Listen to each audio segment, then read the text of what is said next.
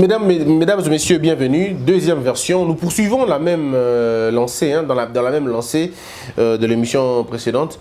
Je suis en train de parler plutôt des enjeux du Congo, des enjeux de la République démocratique du Congo, la tâche qui attend M. Félix Tshisekedi en tant que président de la République.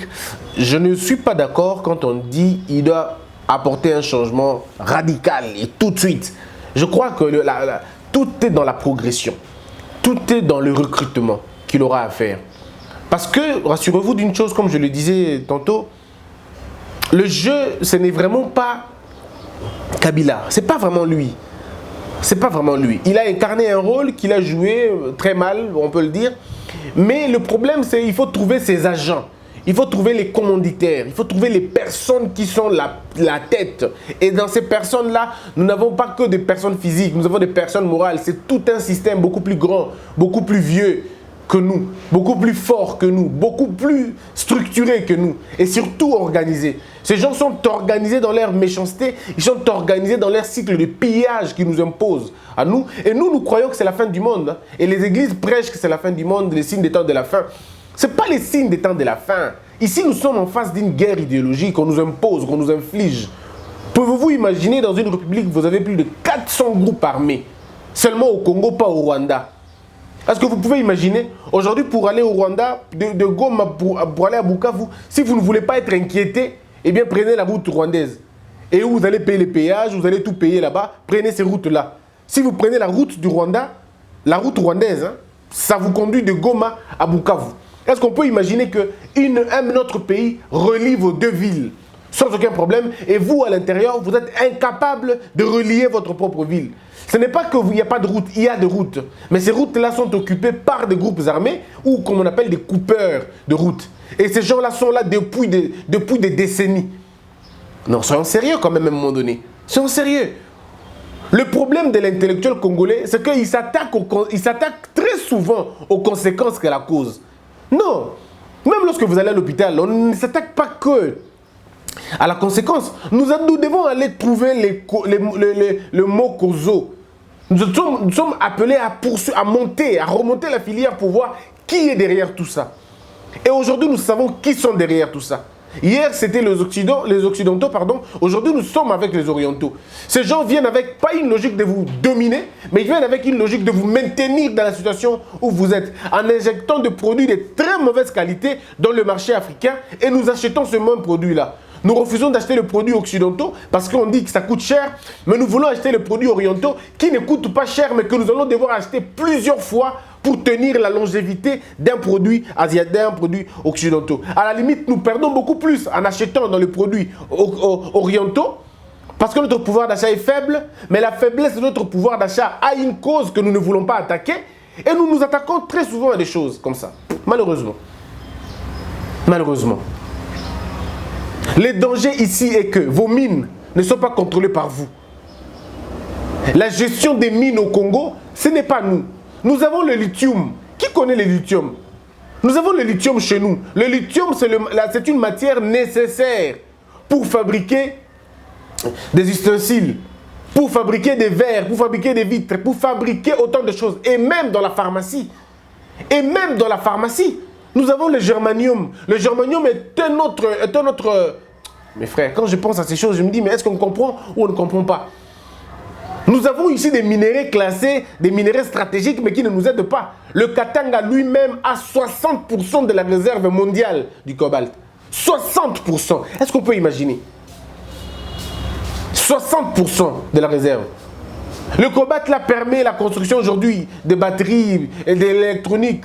On ne peut pas aujourd'hui parler électronique sans parler cobalt. Parce que où aurez-vous comment on appelle, les revêtements? Vous aurez ça où? On ne peut pas parler aujourd'hui de l'aéronautique sans parler de notre cobalt. Mais ces gens-là, je parle de ces gens-là, ce grand groupe que vous appelez, comme vous voulez, les occupants, ont eu une mission, celle de détruire le Congolais, de l'éloigner de sa terre. J'explique. Est-ce que savez-vous que je le dis hier à la RTNC, ça m'a attiré beaucoup de problèmes. Je reçois que des messages, des menaces. Je m'en tape. Qu'ils fassent ce qu'ils veulent, ils tueront le corps, ils ne tueront pas l'âme. Je vais vous dire la vérité, mesdames et messieurs. 80% de Congolais n'ont jamais vu le diamant. 80% de Congolais n'ont jamais vu le diamant. Ils n'ont jamais vu manganèse. Ils n'ont jamais vu le coltan. Jamais vu le cobalt. Jamais vu le lithium, comment on appelle aussi le germanium. Jamais vu le calcaire. Jamais vu le mercure. Ces 80% de Congolais n'ont jamais vu nos richesses souterraines. Jamais du tout. Et du coup, quand vous leur dites que, écoutez, on a pillé le Congo, on a pillé le Rwanda, pardon, on a pillé le Congo par le Rwanda, ils nous ont volé le diamant. Ils s'en foutent, parce qu'ils ne le connaissent pas. Ça, vous avez l'impression que les gens ne suivent pas. Non, ils ne sont pas intéressés, parce qu'il n'y a pas une réconciliation de l'homme et sa terre. Il n'y a pas un lien entre l'homme et la terre. Mais le Congolais, quand vous dites que Foufou et Mati, vous voyez comment ils sont énervés. Vous voyez comment ils font des émissions, ils racontent, Lipa et Mati, ils racontent, même si nous ne nous fâchons pas toujours. C'est le seul pays au monde où même quand le prix du pain est Mati, personne n'en parle. Nous sommes le seul pays où à ta pompe, essence et Mati, carburant, personne n'en parle. Donc un peuple totalement déconnecté de la réalité. Un peuple qui se préoccupe du manger, mais sans regarder réellement ce qu'on lui propose dans l'assiette. Un peuple qui est préoccupé d'aller au paradis et point barre. Je vais aller au paradis, au paradis, au paradis, pas parce qu'il a la foi, mais parce qu'il a peur de s'occuper de ces choses. Yambo Kanayemoko. Et il se réfugie dans la prière. Dieu n'est pas une prime de la faiblesse. Dieu ne vous a pas mis ces choses-là pour une galerie. Il a mis ces choses-là parce qu'il fallait que vous en profitez. Mais parce que vous n'arrivez pas à en profiter et vous pensez que Dieu est d'accord avec vous. Je répète encore, la pauvreté du Congo est un blasphème. Donc vous imaginez maintenant que tous ces Congolais qui n'ont jamais vu le diamant, qui n'ont jamais vu le cobalt, mais quand on dit à ce peuple-là, vous voyez comment le peuple est excité. Il est excité. Pourquoi? Parce que nous mangeons le kwanga tous les jours. Nous mangeons le kwanga tous les jours et nous le connaissons. Mais parce que nous ne connaissons pas les diamants, il n'y a aucun lien avec les diamants, on s'en fout totalement. Qu'est-ce qui empêche que les Congolais connaissent Dans les écoles, on pouvait les avoir. On pouvait étudier convenablement ces choses avec les matériels didactiques. On pouvait voir. C'est ce qu'on appelle la réconciliation avec le sol. Je dois être rassuré que le manganèse est là pour moi. Je dois aujourd'hui dire que si j'étudie, Nathalie classe au Félé, c'est parce que le prix de manganèse avait payé ma scolarité. C'est parce que le prix de diamant avait réhabilité mon hôpital. C'est parce que si je marche dans ma bien, dans ma train, dans Goma, dans Mbandaka, par la voie ferrée, c'est parce que le cuivre du Katanga a construit ce chemin de fer. Si aujourd'hui je peux rouler dans le boulevard, sur le boulevard, pardon, de 3 ou je veux dire 8 bandes, 9 bandes, où nous avons de grandes autoroutes, je peux dire oui, c'est grâce au pétrole que ces routes ont été construites. Je peux dire aujourd'hui non, si nous avons des ports, c'est parce que l'argent du coltan a construit ces ports. Si j'ai un boulot, c'est parce que je travaille dans l'usine de lithium, dans une usine pharmaceutique, parce que je suis lié à mes propres richesses. Le pétrole américain emploie les Américains. Le pétrole de l'Arabie Saoudite nourrit les Arabes. Hein? Ça nourrit les Arabes. Le tourisme de ce pays, Dubaï, nourrit Dubaï. Le pétrole nourrit Dubaï. Et nous alors, si l'arachide ne sait pas nourrir les Sénégalais, si malgré les cacao, les Ivoiriens continuent toujours à souffrir, si malgré les diamants, il y a certaines femmes qui sont violées à l'est de la République parce qu'elles sont allées puiser de l'eau à 15 km parce qu'il n'y a pas d'eau potable, je me pose la question, quel type d'hommes sommes-nous? Je me pose la question, quel type d'hommes sommes-nous? Nous faisons la honte de la race humaine. Nous faisons la honte de la race humaine. Et nous ne pouvons même pas dire un mot aux Blancs. Comment vous allez dire aux Blancs des choses alors que vos propres richesses constituent votre propre malheur? Quel contraste! Quel contraste! Vos propres minéraux constituent votre propre sous-développement. J'ai comme l'impression, plus vous êtes potentiellement riche, plus vous êtes pauvre. Parce qu'il vous manque l'intelligence. Il nous manque l'intelligence. L'intelligence de quoi? De connaître nos adversaires. Nous ne faisons pas des vraies lectures et des vraies études. Nous ne sommes pas là. Nous sommes pressés, nous voulons avoir des résultats maintenant. Tout de suite et maintenant. Alors que dans un état sérieux, on réfléchit sur base des centenaires. On vient de découvrir des minéraux à Manono. Des minéraux qui peuvent encore être exploités pendant 500 ans. Est-ce qu'on peut imaginer? Je veux dire, 500 années comme ça. On peut continuer avec cela. J'ai comme l'impression que les gens s'embrouillent beaucoup. Et nous avons des intellectuels, disons, des politiciens qui tâtonnent, ils ne savent pas qu'est-ce qu'il faut faire. Ils n'ont pas combattu l'anti-hasard. Ils travaillent sur base des circonstances et des événements, des opportunistes, des parachutés qui ne comprennent pas comment régler l'affaire. Nous nous attaquons toujours là où on ne peut pas s'attaquer. Regardons le problème du fond en comble. La réconciliation d'avec son propre sol. Aujourd'hui, nous avons les montres importées, les habits importés, les chaussures importées, alors que vous avez tout ce qui produit ces choses dans votre propre pays. Mais incapable, alors incapable. 60% des matières qui forment la montre viennent de chez nous. 60%. 80% ou même 90% de matières qui forment l'habit viennent de chez nous. Avec les VA et tout le reste. Mais où sommes-nous aujourd'hui? Et ces gens-là ont travaillé sur ça. Ils mettent au sommet de l'État, dans les chaînes les plus importantes, que des gens qui peuvent leur servir à eux. Nous avons des politiciens qui rendent compte, pas aux populations congolaises, mais à ceux qui les ont nommés. À ceux qui les ont nommés. Et vous le voyez, des petits politiciens en veste. Ils sentent bon parce qu'ils ont des parfums, mais à l'intérieur, c'est de la crasse. Vraiment de la crasse. Ce sont des gens qu'on ne devrait même pas respecter. Ils n'ont que le français, c'est tout. Ils n'ont que le français et l'anglais. Mais ils n'ont pas le contenu dans ce qu'ils racontent. Vous entendez des gens raconter des choses, blablabla, des perroquets. Mais à l'intérieur, il n'y a rien. Comment on peut être autorité et la population est dans la pauvreté comme ça? C'est regrettable, hein? C'est regrettable. Quand nous avons des gens qui n'ont aucune solution. Et aujourd'hui, vous dites, Félix, trouve des solutions immédiatement. Il va trouver des solutions immédiatement comment? Comment va-t-il trouver des solutions immédiates? Il n'y a pas d'immédiateté. C'est ce qui nous a tués dans ce pays, l'immédiateté. Ça nous a tués. Dans une république, on ne parle pas d'immédiateté. On parle de la progression, on parle de la progressivité. On y va mollo, petit à petit, palier après palier. Le changement brusque crée toujours des monstres. Il y a des choses que vous ne pouvez pas. La corruption qui a élu domicile dans ce pays depuis 58 ans, vous pensez la détruire dans une semaine? Où on joue ou on ne joue pas. La corruption qui a élu domicile au Congo depuis 58 ans. Et vous pensez résoudre ça dans une semaine, 2 semaines? Non, il faut faire des études approfondies. Et aujourd'hui, on n'a même plus besoin de faire des études parce que les études ont été faites. Maintenant, il faut justement appliquer les mesures sérieuses. Vous devez commencer par punir au sommet de l'État.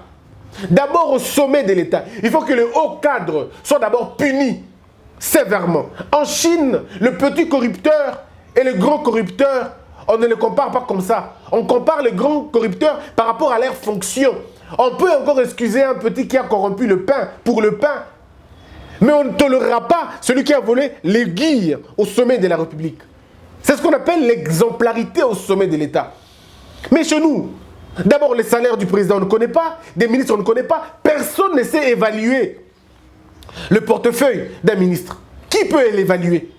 Quand ils viennent, on ne sait pas combien ont-ils, et quand ils partent, personne ne sait les évaluer. Et le Congo est devenu comme ça un champ de patates douces où tout le monde vient, fait ce qu'il veut et il s'en va. Et vous voulez nous tenir une logique? C'est pas sérieux. C'est pas sérieux. Aussi longtemps que nous n'allons pas toucher les vrais problèmes, on continuera à pleurer, à pleurer. Même Félix peut ne rien faire dans ce pays. Si nous continuons comme ça, il va utiliser nos faiblesses. Parce qu'une population de moutons engendre un gouvernement de loups et de ravisseurs. Si vous n'êtes pas vigilant, Félix deviendra méchant. Mais si vous êtes vigilant, il restera dans la logique. Si vous continuez la chanson, le peuple d'abord, comme un panneau de signalisation, il ne sortira pas du cadre. Mais si vous devenez un peuple applaudisseur, un peuple fanatique, qui ferme les yeux, qui essaie d'expliquer même l'inexplicable, aussi longtemps que vous n'arriverez pas à regarder votre chef et lui dire la vérité, et si vous vous trompez, vous ne serez pas un peuple affranchi, vous serez mûr pour l'esclavage. Il faut dire aux Congolais une chose vraie.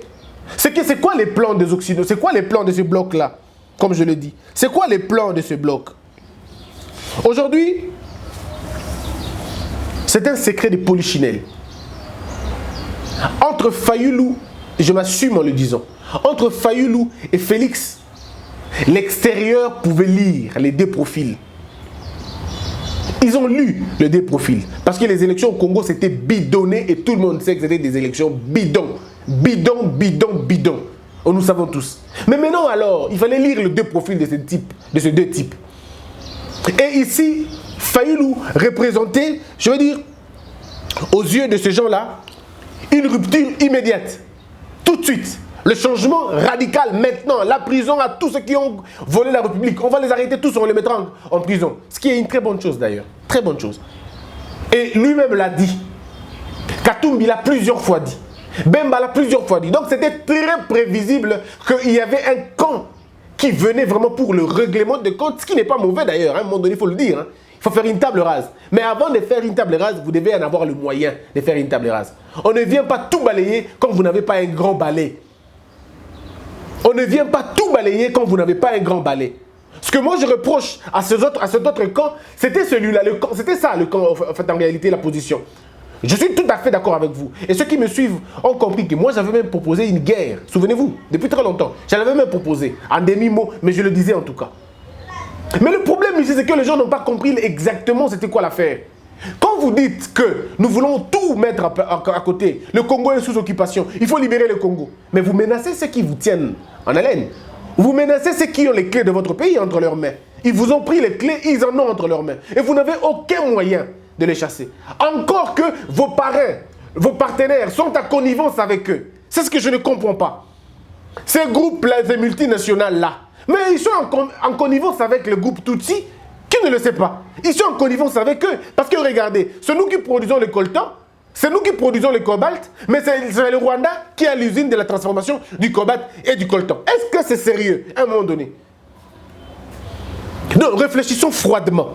Nous produisons le coltan, nous produisons le cobalt, nous avons des gisements de pétrole, mais quand il faut faire la transformation, c'est au Rwanda qui a l'usine de transformation du coltan. De qui on se moque alors? On se moque de qui? Et vous pactisez des pactes avec des gens comme ça. Et vous dites que vous croyez si fortement que vous allez déloger ces lobbies-là qui ont mis en place les usines de transformation qui sont... Non mais il faut être sérieux dans la logique du monde. Soyons sérieux. Ça c'était les camps de Félix. Donc ces gens-là ont dit, ces gens peuvent venir renverser tout. Et maintenant on va plonger dans un chaos terrible. Et ça ne sera pas souhaitable.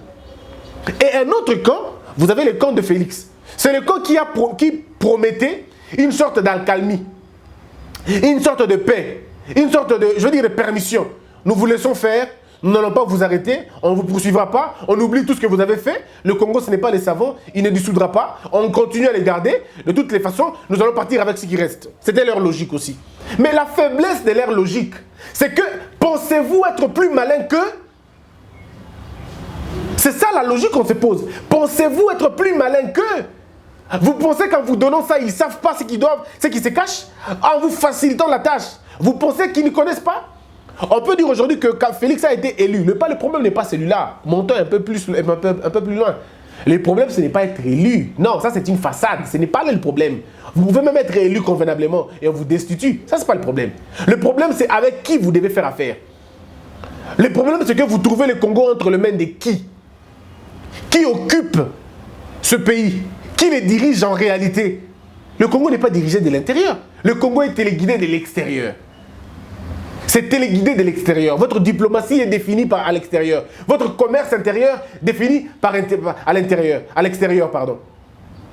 Est-ce que vous savez que les avions de la présidence, mes frères, les avions de la présidence sont assurés ailleurs? Est-ce que vous savez, donc nous n'avons pas eu un mécanisme de voir une entreprise ou d'avoir une entreprise qui peut assurer nos avions ici? Pardon, qui peut, oui, réparer nos avions ici? Non, on ne peut pas l'avoir, c'est interdit. Nous, on ne peut pas les avoir. Il faut être assuré à l'extérieur. Pourquoi pas chez nous? Parce que tout est question de la diplomatie. Tout est question des rapports de force. Pourquoi nous n'allons pas là-bas? Et pourquoi nous n'avons pas des usines de réparation ici? De nos grands engins? Pourquoi? Est-ce que vous savez que les Nations Unies, les véhicules qui roulent ici, sont assurés ailleurs?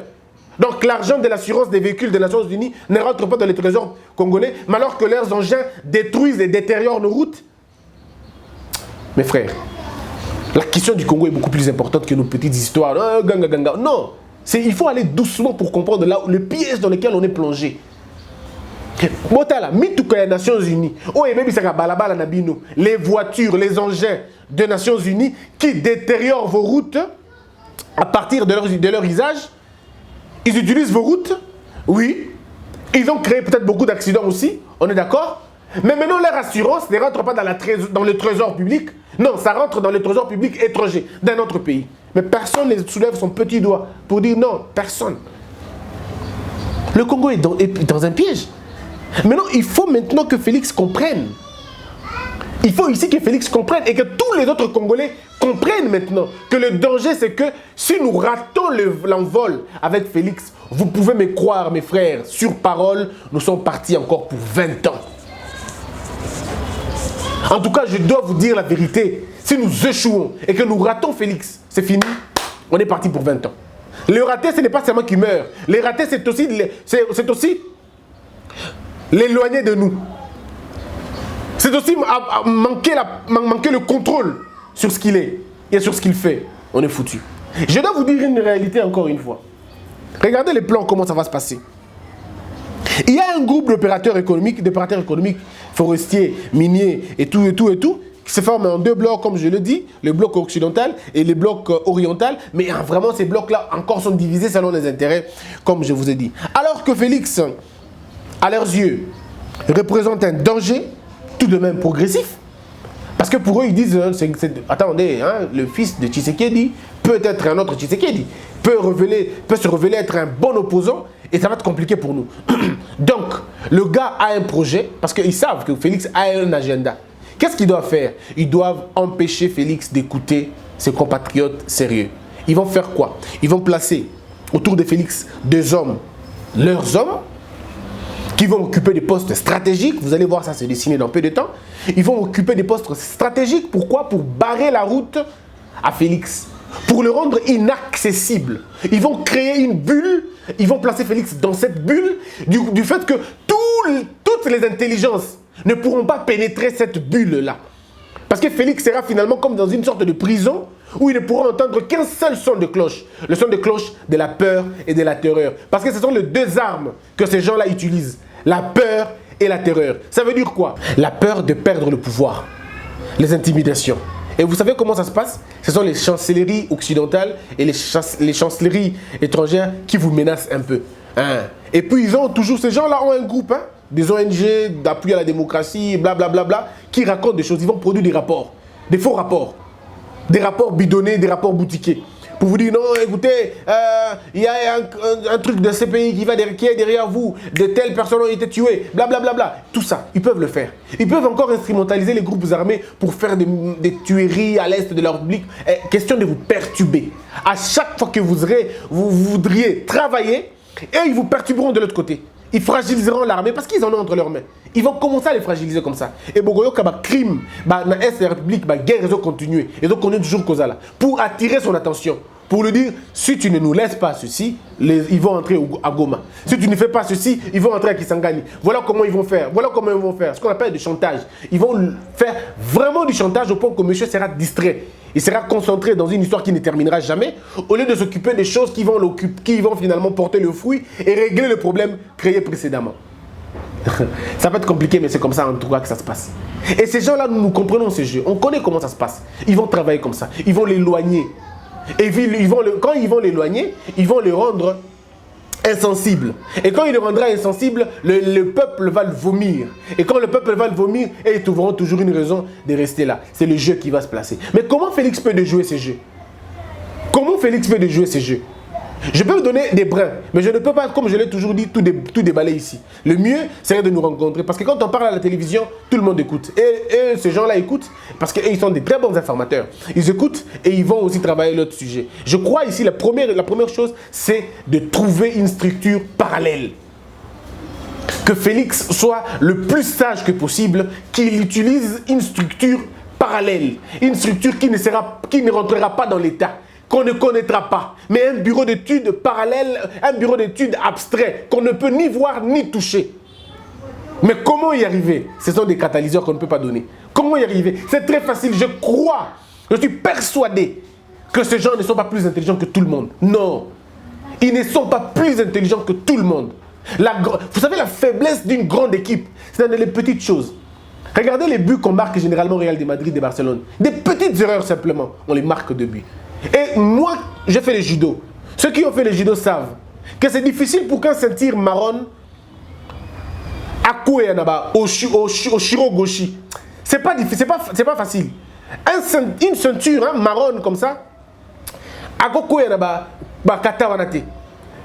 Ba ceinture noire, souvent ba petit kata, ba kata mo mike mike, on ba DHI barai, akoyi nango. Oh, ba sansai, akoyi nango. Oh, tu dis mais comment un champion? Oui, parce que bah exercice numéro 1 tobungi sakamo mingi. Il y a pas un crime parfait, comme il n'y a pas un complot parfait. Il y a toujours des petites choses qui échappent aux grands. Et c'est là que nous entrons. C'est pourquoi je dis, ne poussez pas Félix au trou. Il a tout intérêt de ne pas bouger rapidement les choses, de ne pas secouer rapidement les choses. Vous devez être plus intelligent, plus malin que vos agresseurs, plus malin que vos adversaires. Pardon. Le français est difficile, que vos adversaires. En français, il y a quelqu'un qui a dit, qui te cache qui te hait, ça veut dire, qui te cache qu'il te hait, cache-lui que tu le sais. Je répète, qui te cache qu'il te hait, cache-lui que tu le sais. Ça veut dire, moto azo kosayo kainakayo, yo pe kosaye. En fait, c'est azo bombayo qui a inakayo, yo pe bombaye koyebi kainakayo. La kisaye koyebi te. La plus grande force en politique, c'est de se faire passer pour une bête. C'est ça la plus grande force. Quand tout le monde pense que tu es bête, c'est la plus grande force. Les plus intelligents en politique sont tués, sont massacrés, sont éliminés. Mais le plus malin, le rusé, continue à vivre très longtemps. Vous devez, comme Machiavel le dit, associer l'intelligence, la compétence et la ruse. La ruse est une arme politique très efficace pour pénétrer l'adversaire et pour déjouer les plans de l'adversaire. Dans une lutte, la capacité de résistance se trouve au niveau de la défense. Et la plus grande défense, la plus bonne défense, c'est l'attaque. Donc je crois que nous devons arriver à cela parce que, comme je le dis, ils vont l'éloigner de son élite, l'éloigner de ses conseillers, alors des vrais conseillers, et ils vont faire une mauvaise sélection. Vous allez voir ceux qui vont entourer Félix, s'il tombe dans le piège, ça va être des tambourinaires autour de lui.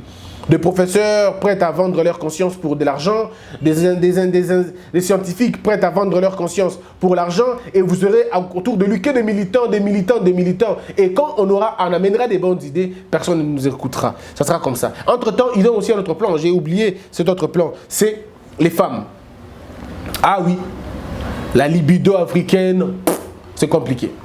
Au Congo, quand on a un succès, on a plusieurs femmes. On n'arrive pas à discipliner notre... vous comprenez ce que je veux dire? Surtout les hommes. Bon, ce n'est pas typiquement congolais, même les Américains, non. On connaît l'histoire de Clinton, on connaît l'histoire de Strauss-Kahn, c'est vrai, mais c'est toujours un plan, c'est toujours une arme qui marche. Oui, parce que Desca en a eu pour lui, Clinton en a eu pour lui, et Mobutu en avait eu pour lui, Kabila le père en a eu pour lui. Bon, celui qui n'a pas été cité dans beaucoup de ces affaires, c'est peut-être Joseph Kabila. Là, on est peut-être d'accord. C'est le seul président qui a promené moins des rumeurs autour de cela. Je ne dis pas qu'il était sain. Je dis qu'il y a moins de rumeurs par rapport à Mobutu, par rapport à Kabila le père. Joseph Kabila, sur ce côté-là, on n'a pas beaucoup parlé de lui.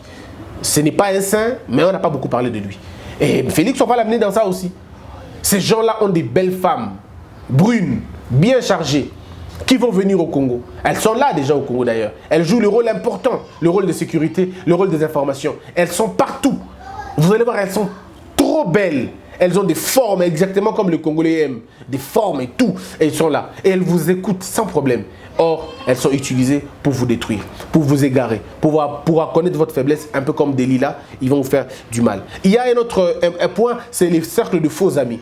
Monsieur Félix va maintenant avoir des sollicitations, des amis, mais ce sera des faux amis. Ça va être des opérateurs miniers qui travaillent avec le groupe, le grand mouvement. Ça va être des présidents qui sont dans le même bloc, qui vont finalement venir lui faire comprendre qu'ils sont leurs amis et tout. Vous avez vu l'accueil qu'il a eu à Brazzaville. Le président s'est déplacé pour venir le recevoir. Ça peut paraître combien, mais écoutez, c'est justement des choses comme ça, et faire trompakamutu. C'est ça le piège dans lequel on place les gens. Quelqu'un va te dire, je suis avec toi, je te soutiens. En réalité, tu ne te soutiens pas. Il veut te prendre dans leur bloc. Et le troisième élément, pour terminer, parce que dans le faux cercle, il y a les présidents et les hommes forts du monde, les milliardaires, les multinationales, tous ces gens-là vont courir maintenant au palais du peuple, au palais de la nation ici. Ils vont venir dans son palais pour lui dire des choses. Très bien. Ça sera un piège aussi qu'il faut comprendre. Et le tout dernier, ça va être mouvement religieux. Ah oui, les mouvements religieux, les pasteurs, les francs-maçons, les autres. Chacun voudra le coopter avant de panailler. Et en lui promettant des forces surnaturelles, des forces divines et tout. C'est à lui de comprendre ces choses-là. Voilà le piège dans lequel nous nous plaçons. Ma proposition, c'est que M. Félix, encore une fois, comprenne les enjeux de l'heure. 80 millions d'habitants ont leurs yeux et leur ventre, leur poche, leur situation de vie braquée sur Félix. Il a aujourd'hui la destinée du Congo. Ce n'est pas pour badiner, c'est pour travailler. Et pour travailler, il faut la concentration. Vous ne pouvez pas émerger sans concentration. Vous ne pouvez pas émerger sans discipline. Vous ne pouvez pas émerger sans sacrifice. Vous devez allier ces trois éléments. Concentration, discipline, sacrifice. Si vous arrivez à le faire, la compétence viendra d'elle-même. Si vous arrivez à le faire, la rigueur viendra d'elle-même. Le leadership s'organisera de lui-même. Et vous serez le président inoubliable du Congo. Mais si vous passez à côté des priorités, si vous vous laissez emporter par les vents, ça va être très dangereux, très tragique surtout pour nous et pour vous. Nous avons commencé une belle aventure qui a eu un mauvais goût, mais on peut poursuivre pour que dans 5 ans, qu'on dise que le Congo a 2 anciens présidents. Pour que dans 10 ans, si vous arrivez à briguer un autre mandat, je dirais aussi la même chose, que le Congo puisse comprendre que nous avons un autre président. Et ça sera le tour de quelqu'un d'autre, et puis de quelqu'un d'autre. Et petit à petit, on va aller comme ça. Faites ce que vous pouvez faire, laissez ce que vous ne pouvez pas faire. Ceux qui viendront après vous le feront. Ne tombez pas dans le piège de vouloir tout faire parce que vous ne ferez pas tout. C'est ce qui crée les dictateurs. N'ayez pas plus d'amour que Dieu lui-même pour le Congo. Ayez l'amour suffisant, cet amour rationnel. Je fais ce que je peux et ce que je ne peux pas, les autres le feront. Vous n'avez que 5 ans, ce n'est pas une éternité. Et si la chance vous sourit, vous pouvez avoir 2 mandats. Faites ce que vous pouvez faire, laissez ce que vous ne pouvez pas à ceux qui vont venir après vous, qui puissent faire. Ainsi, on parlera de la continuité de l'État. On n'a pas eu le temps de parler comment on appelle la révolution et tout le reste. J'en parlerai peut-être demain, non, lundi carrément, si on a le temps, on en parlera. Ou si ça vous intéresse, on peut toujours en parler. Messieurs et dames, c'était un grand plaisir. Passez des très bons week-ends. Passez des bons week-ends, en tout cas chez vous à la maison. Nous continuons à vivre ici au Congo, à Kinshasa. Je suis Christian Bosembe, ici en Kangabangelankem, Kemangeleta, Fedjendita, l'autoque Tumbaba, Pokela Joy. C'est mon nom. Complet d'ailleurs. On se retrouve prochainement, portez-vous bien. Abonnez-vous massivement à cette chaîne Congo Buzz. Vos suggestions, vos remarques, ça va être important pour nous. L'amour est en Dieu et Dieu est amour, peu dans le monde. Que la peur quitte nos esprits et que Dieu bénisse l'air d'ici.